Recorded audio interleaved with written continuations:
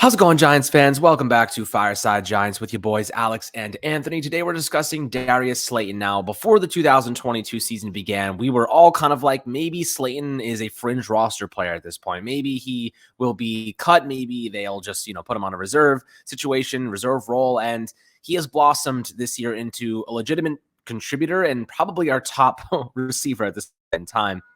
Wanda Robinson, in my opinion, was making a push, getting more targets, and might have been able to, match his production later on in the season. But obviously, the torn ACL and Darius Slayton is now the wide receiver one, whereas Kenny Galladay making $16 million is not. But Slayton has really impressed me. And, I'll be the first one to tell you, I thought that, the drops were a significant problem. They still are. He did have a couple drops in the last game, 2 drops, but he's been more positive than negative. And I think that's really what the Giants need right now. Guys who are going to make a more of a positive impact than a negative impact, which is obviously something that we've kind of seen across the board these days. So right now, there's a discussion that I think is worthwhile having, some credit that needs to go his way, and we should discuss a multi-year extension for Darius Slayton, what that might look like, how much we'd be willing to give him.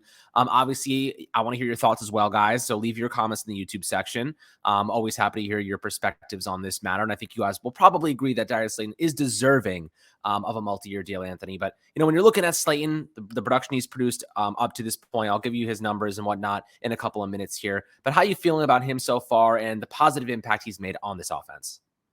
Yeah, I think Darius Slayton has made a tremendous impact on the New York Giants offense. You mentioned that going into the season, we didn't even expect to see Darius Slayton at all. We were afraid of the scenario where Darius Slayton takes the field because that would mean that the Giants suffered a lot of injuries at wide receiver. Unfortunately, that came true. The Giants have suffered a slew of injuries at the receiver position. They are decimated by injuries in the skill position players. So Darius Slayton has risen to the occasion, and he's risen quite nicely. He's proven that chemistry that he's always had with Daniel Jones is still there, despite the fact that the Giants tried to bury him on the depth chart. I think going into the year, Darius Slayton was what, WR6 on this roster? He was 6th on the depth chart, maybe even 7th. He barely even made the team. He had to take a massive pay cut just to remain a New York Giant. And he remained a New York Giant. And so far, bro, he's been the best receiver on the Giants this season in my eyes. I think that he's given us the best production, the most run after the catch. He's been open the most. He's caught a lot of passes.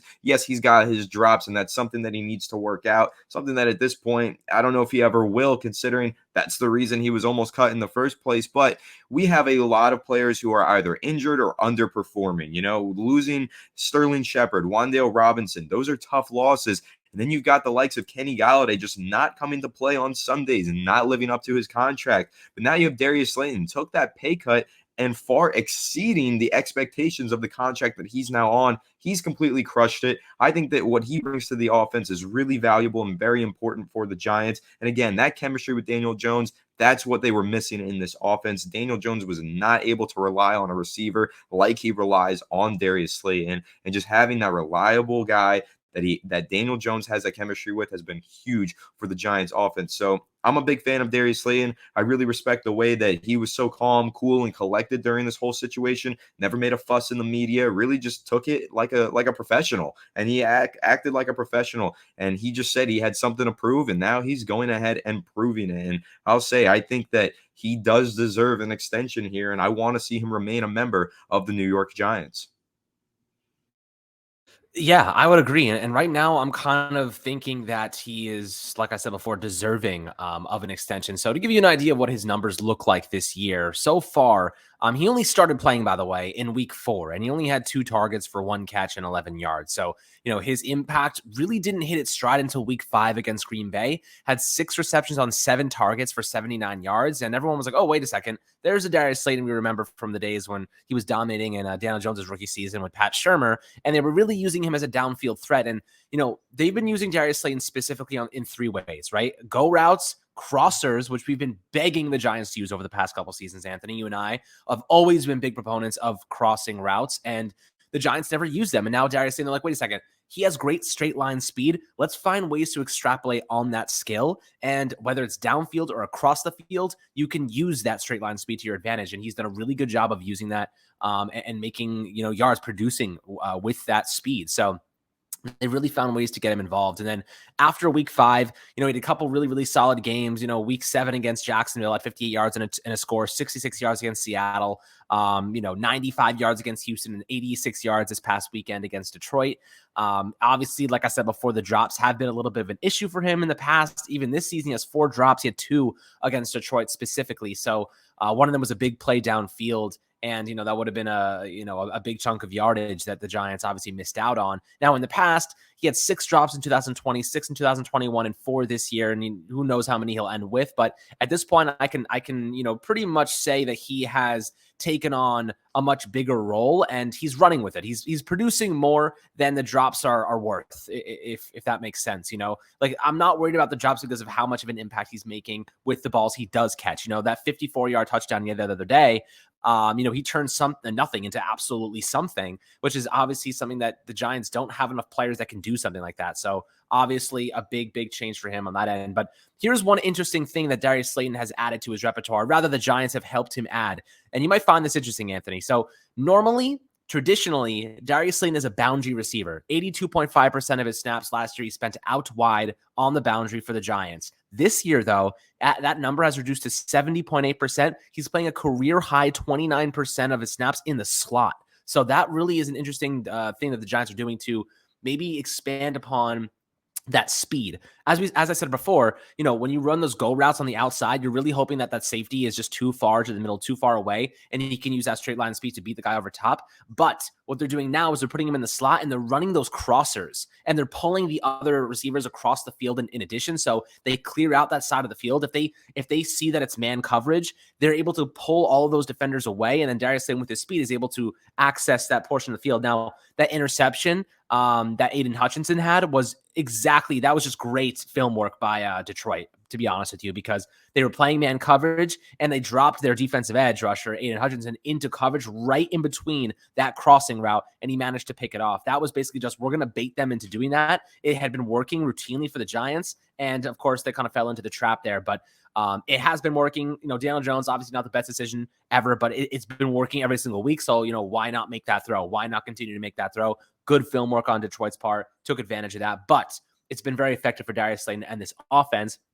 And if you add more receiving talent in the future and you have more guys that they have to keep track of, right now, Darius Slayton's basically the only receiver they have to keep track of. If you have more talent that, you're watching, defenders are watching, it opens up everybody else. Darius Slayton can, produce more on those crossers, produce more on those go routes and whatever the Giants try to extrapolate on. So it's interesting to see how they've been managing to succeed just with him and while the defense is literally focusing in on him now.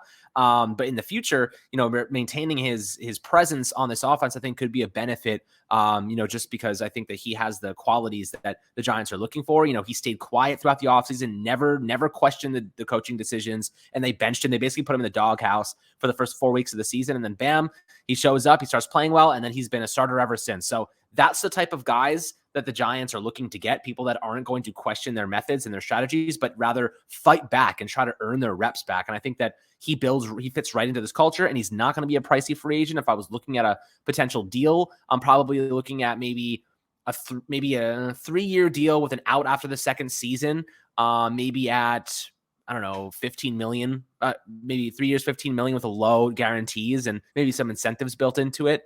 And some out after that second season that probably has low dead cap. I think that he would probably agree to that because I think $5 million a year is a little bit more than what he'd probably get elsewhere. And I think that keeping the guarantees and the dead cap low would probably be beneficial to the Giants. So if he does play, if he does end up becoming a big part of this offense, he makes the full salary. But if he doesn't, the Giants can move on and they have a little bit of leverage on both sides. So I think that maybe that's a positive way to spin what a multi-year deal would look like, Anthony. But, seeing what the Giants how they've used him up to this point in the season and how they may be able to use him in the future, what makes you think that he could be a good fit for us moving forward? Well, I think just the fact that he fits into the offense now, I feel like in Jason Garrett's offense, the previous offensive coordinator of the New York Giants, he didn't really use Darius Slayton the right way. So if you take a look at the routes that Darius Slayton used to run, it was a lot of curls and comebacks and straight boundary receptions. He's catching on the sideline if he's catching it at all, and that's just about it. It's either a go route or a curl route. It's very predictable stuff. But now the Giants are using him in a wide variety of ways. They're able to move him into the slot, move him outside, have him run those digs and those crossers. In fact, there's a lot of great stats that I just found on Twitter about this exact topic. Darius Slayton, according to ESPN Analytics, has a 90 grade for being open. He is open 90% of the time. I would assume that's what that means. I don't know, but his previous years were 42, 42, 29, and now 90. Night and day difference to how frequently he is getting open on a play-by-play basis. And if you take a look at the different types of routes that he ran, in 2021, the route that he ran the most was the hitch with 9.6% of his total routes. That's only down to 7.7% now. And the comeback route, he used to run 8.4% of the time, 3% of the time now. But here's where things get really interesting. The deep cross, he used to run that on 1.5% of his routes in 2021. Now that's up to 6.5% of his routes. And the medium cross is up from 2.7 to 4.8. And he's running more corners as well. He's running those on 8.9% of his routes. So the Giants are using Darius Slayton in a completely different way now under Brian Daboll and Mike Kafka than Jason Garrett was using him last season and the year before. So when you look at the emergence here of Darius Slayton and the way that he's been able to elevate his game, get open more frequently, a lot of that has to do with the fact that the Giants are finally figuring out the ways to maximize his skill set. They're using him the right way. The Giants have a great coaching staff. I share that opinion with you, Alex. I think most people share that opinion with us. This coaching staff has done a tremendous job through the first 10 weeks of the season, just kind of getting this team rebuilding the culture and instilling these new game plans, these new schemes on both offense and defense. But I love what they're building here on offense because you are seeing a lot of open receivers running across the middle of the field. You are seeing wide open players for Daniel Jones to throw to. He never had that in the past. Daniel Jones was always forced to throw into these tight windows, contested catching targets, and that made things really difficult for him, and that made things extremely difficult for a wide receiver group that didn't have much contested catching talent. So when you look at the Giants offense now, you see these deep crossers, you see these corner routes, and you see these route combos that spring guys open, and it makes things really easy for Daniel Jones. He can find the open guy, deliver an accurate pass, and there you go. First down, move the sticks. And that's what we're seeing with Darius Slayton right now. He's maybe not getting a huge target share, and it's not like he's catching the ball 10 times per game, but he's getting open a lot more than he used to, and it's because of the way that the Giants are using him. So when you're looking at how they might want to use him long term, if they want to extend him, they're going to continue to build on this. They're not going to have him go back to being that boundary receiver that just runs hitches and curls, because that's ridiculous and it's a waste of his skill set. He has a lot of speed. Having him run 10 yards, turn around, and stop does not utilize his speed. You want him on those crossers and man coverage so he can toast a cornerback and just get wide open on a play like that, or have him run into open zones, catch the ball, and run downfield. Even that dig route that he caught and took it 54 yards to the house for a touchdown. Daniel Jones stood in the pocket, made a great throw, but that again was just a man coverage, or it was a zone coverage where he just ran into an open zone. You give him the ball, he can make those plays in space. He can make people miss and run with the ball after the catch like he did against the Texans. So I really like Darius Slayton's skill set. I think that the Giants' new offensive coaching staff is starting to realize what they have in Darius Slayton, because he's not just a curl or a go guy like Jason Garrett made him be. I think when the Giants' offensive coaching staff got here, they probably looked at Slayton, looked at the film that they had on him, and figured, well, the Giants used to only use him in this way. He must only be able to do these things. And now that they are forced to utilize his skills, they're realizing, okay, so it's not a Darius Slayton issue. It was a Jason Garrett issue. He can actually run a wide variety of routes. He can do a lot of things. Let's have him do those things and maximize his talents. And that's what you're seeing right now. I think you are seeing the maximization of Darius Slayton's talents. And that's not even to say I'm saying all of this about how he's no longer just strictly running go routes. That doesn't mean he can't go downfield and make some contested catches. Jacksonville, he caught a bobbling touchdown basically on a go route. He went deep and Daniel Jones connected with him because they have great chemistry, which is another point that I'm just going to keep coming back to every time we discuss Darius Slayton. Daniel Jones has always had a favorite target since he was drafted by the Giants in 2019, and that's his rookie draft classmate in Darius Slayton. Those two love to connect. Don't forget, Darius Slayton, at one point, we thought he would be a WR1 on this team, at the very least, a solid WR2. He caught 8 touchdown passes, touchdown receptions as a rookie. Like, the dude is talented. He's not a bad player by any means. Are the drops an issue? Yes. Is he a little bit limited in his skill set? Okay, sure. He's not a WR1, but he is a damn good receiver when he needs to be, and he is a receiver that Daniel Jones relies on, has great chemistry with, and the Giants offensive coaching staff is finally figuring out exactly how to maximize his skill set and his talents, and you are seeing a career year out of Darius Slayton, and I absolutely do agree with you, Alex. He does deserve a multi-year deal, and they just need to continue to build on this, keep using him on those crossers, deep and shallow, those dig routes, everything like that, the stuff that he does best, just keep building on it, and Darius Slayton will continue to prove that he deserves to be a part of this offense. Agreed. And I wonder when they're going to try to find a way to extend him or what that number will look like. But I'd love to hear projected salaries below, guys. Love to hear your perspectives as always in the YouTube comments. So drop those below. And then make sure to have a fantastic rest of your day. It's nice and, I guess, relatively warm outside in New York City. Definitely got Thanksgiving coming up, so enjoy the time with friends and family. I know everyone's probably traveling tomorrow to go to back home or welcoming family in. So hopefully everyone stays safe and sending good energy and good vibes toward you guys and their families. So as always, make sure to like and subscribe, and we'll catch you guys on the next Fireside Giants episode.